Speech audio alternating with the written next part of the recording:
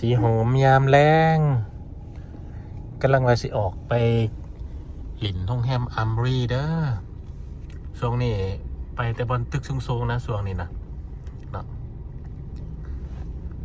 จากลาดสะวงแล้วก็สิไปอัมรีว่าสิไปท่านตะเวนตกดินบ่ท่านอีกแล้วเนาะไปสวงตะเวนกอดตกดินนะแสงพอดีงามเขตชีฮอมเนี่ยโอ้รถติดขนาดเลยรถติดหลายตอนแรงเห็นเขาเจ้าลงประกาศแล้วเนาะว่าเปลี่ยนทิศทางการสัญจรเส้นทางหลายเส้นทางเติบอยู่ในนครหลวงเวียงจันทร์นี่แหละเส้นที่เขาเจ้าแต้มลูกซ้อนไว้นะ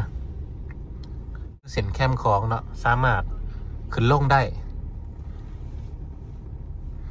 แล้วก็มีอีกหลายเส้นเนาะโอ้หันแว่นตาเข้ามามือก่อนไต่ฝ่าแต่ว่าจะพาไปตัดอยู่หันใหม่อยู่แถวมิไซแถวบ้านมิไซวัดมิไซนี่นะเขาเปิดหอดวันอาทิตย์พร้อม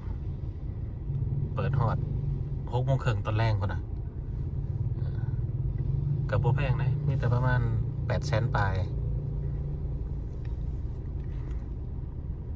อยู่นี่แพงนะแว่นนั้นออโต้นะ3 ล้านปลายเนี่ยเว็บเปเซียนมันธรรมดาเป็นกองแสงออโต้แล้วถามเขาว่าเขาเป็นกระแดดต้องไปเลือกเอาเลยซีฮอมเนี่ยต้องมาตอนประมาณ5 โมงแรง6 โมงแรงเนาะ6 โมงแรง8 โมงช่วงนี้ได้คนจะมาหลินมาเที่ยวไล่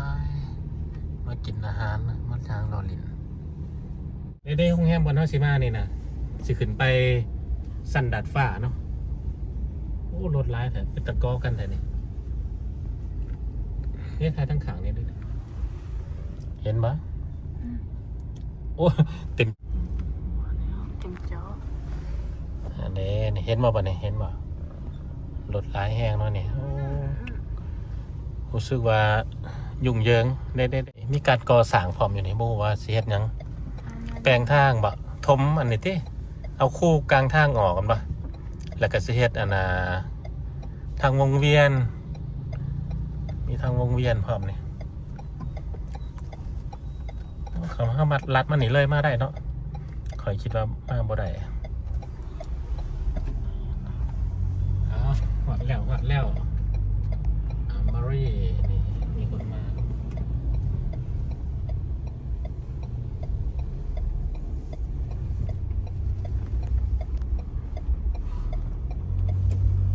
นี่บดจอดได้ที่นี่โมเมนตี้ไม่อะไรจอดได้เลยบดจอดรถ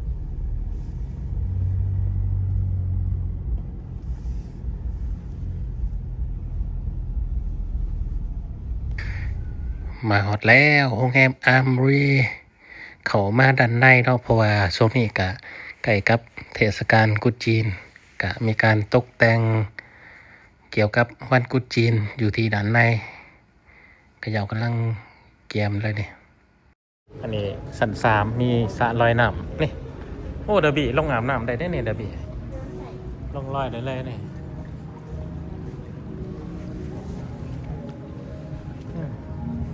ลงลอยนี่คักเลยเป็นได้นี่เป็นแต่มันลอยอยู่วะเป็นจ้าโอ้มีสวนดอกไม้พร้อมแล้ว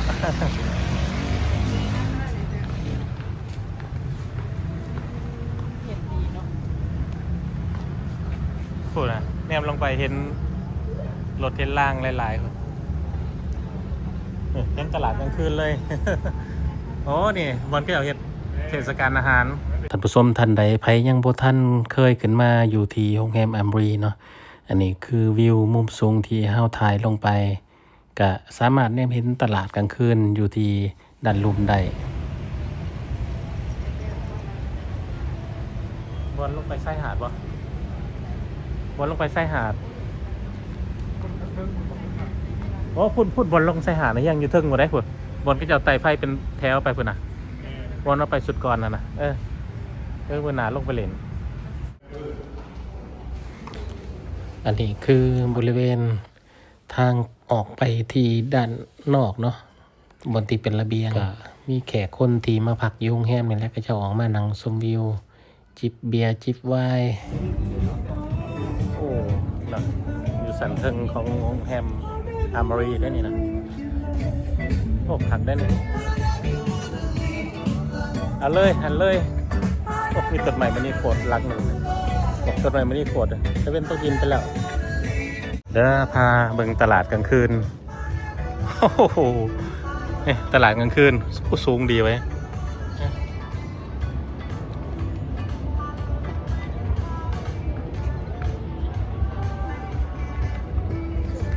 เป็นอีกมุมหนึ่ง15 สั่นโอ้ลาช่วง37 สั่นได้38 สั่นเอาขึ้นไปลาช่วงสูงกว่าแต่วันนี้มันวิวดีมันแคมของเลยได้เนี่ยเมืองเวียงจันทร์ก็มีบันไดมีไฟอยู่เนี่ยอันได้ยังอยู่นั่นนะก็เป็นทานอาหารเพื่อนเนี่ยดีขึ้นมาเนี่ยมันก็เป็นอะไรขึ้นกันเอาได้ขึ้นมาแล้วก็พากันเซลฟี่จักบาทถ่ายรูปกับภาพมุมสูงเนี่ยจุดนี่ก็งามพอสมควรแนมไปดัดลมเห็นตลาดกลางคืนแล้วก็เห็นน้ำคลองเห็นตึกสูงๆของนครหลวงเวียงจันทร์1 2 3มุมเด่นแน่เห็นตลาดกลางคืนแล้วบ่อยู่ลมมานะแค่น้ำคลองเห็นดีอยู่งามมันมีอาหารอยู่สันดาดฟ้าสุดเลยได้นี่สุดตัวนี้เลย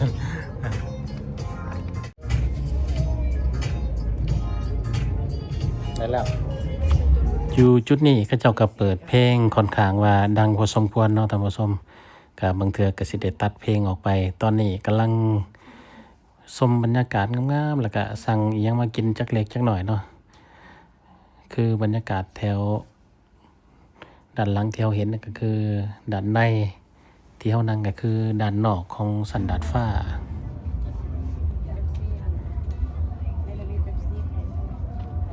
อยู่โรงแรมอาร์มารีคนจะบ่ค่อยมาหลายปานใดมินิเบอร์เกอร์ได้บรรยากาศดีเด้อท่านผู้ชมเด้อผู้ใดอยากมาลินก็คือคิดว่าขึ้นมาได้เนาะทุกคนสามารถขึ้นมาได้มานั่งจิบน้ำเย็นๆจิบเบียร์เย็นๆชมวิวบรรยากาศดีๆจุดนี้นะสุดยอดเลยและตอนนี้เฮาลงมาที่ห้องอาหารอยู่สันลุมเนาะพากันมากินพิซซ่าอยู่นี่ก็มีพิซซ่าคือกันเป็นพิซซ่าที่โรงแรมสร้างขึ้นมาบ่แม่นพิซซ่าคัมพานีเอาพิซซ่ามาแล้วก็ขอกินจักหน่อยก่อนต้องกินกับโค้กมันจังแซ่บเนาะเข้ากันดีว่าถึงรสชาติเนาะก็พอใส่ได้แต่ว่าจะให้ซ้ำพิซซ่าคัมพานีนี่ก็ยังบ่ซ้ำเนาะแต่ก็แก้ไขได้หรือว่ามักบ่คือกันก็ว่าแม่นเนาะบางเทื่อบางคนก็มักรสชาติแบบนี้เนาะบางคนก็มักรสชาติแบบอยู่ห้านพิซซ่าคัมพานีหั่น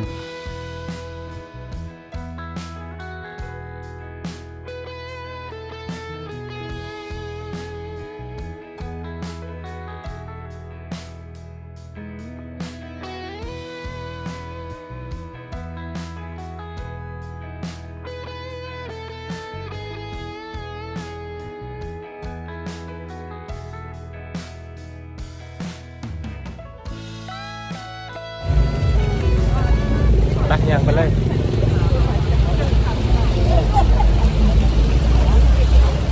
นะอามารีสิไปรอตลาดกลางคืนเนาะมีเทศกาลอาหารอยู่นี่อาหารแคมทางเป็นหล่อเป็นยังเมื่อกี้นี่ขึ้นไปสันเทิงสุดเลยว่ะไปนั่งชมวิวเป็นขังพอดีที่ได้มานักท่องเที่ยวจีนสุดเลียนหลายเนี่ยโซนบอลคล้ายเครื่องเลยเนี่ยเครื่องโหนงเนาะหมดเลยมันหล่อโดนเลยเนี่ย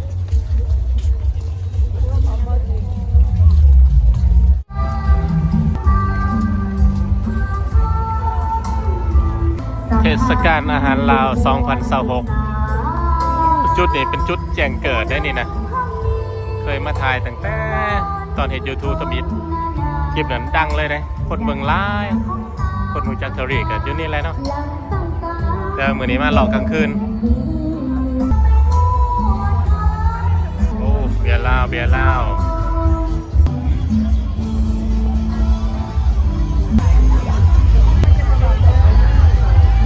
ตำลองพะบาง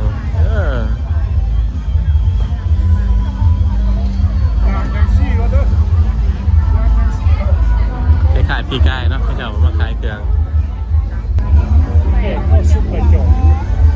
นี่ก็จะแสดงเรือนครัวแบบบูฮานแบบสมัยก่อนนะ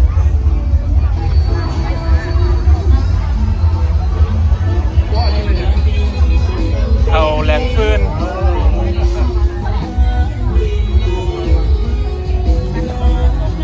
ส่วนว่ะเจียวบองเส้นควงข้าวหลามไข่ต้มหลากหลายเนาะอาหารการกินเนี่ยหลากหลายเลยใส่อัวไก่วะเนี่ยเป็ดพักก็ไปจอง คนมาหล่อลายอยู่ด้วยนี่นะต่างประเทศก็มีนี่เวที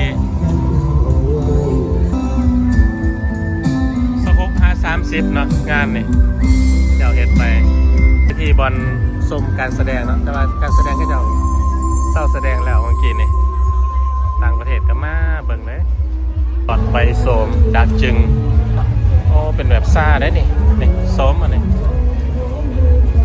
ผลิตภัณฑ์จากดักจึงช่วงนี้มีแต่งานบุญเนาะบุญวัดปูแน่บุญถาดพนมแน่บุญถาดโพนมีหลายๆบุญ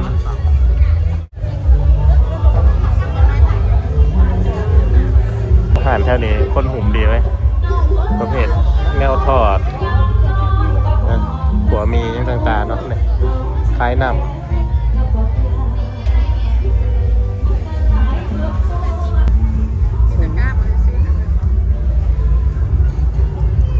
โอ้มากันนี่วะบีฮะมากันนี่วะ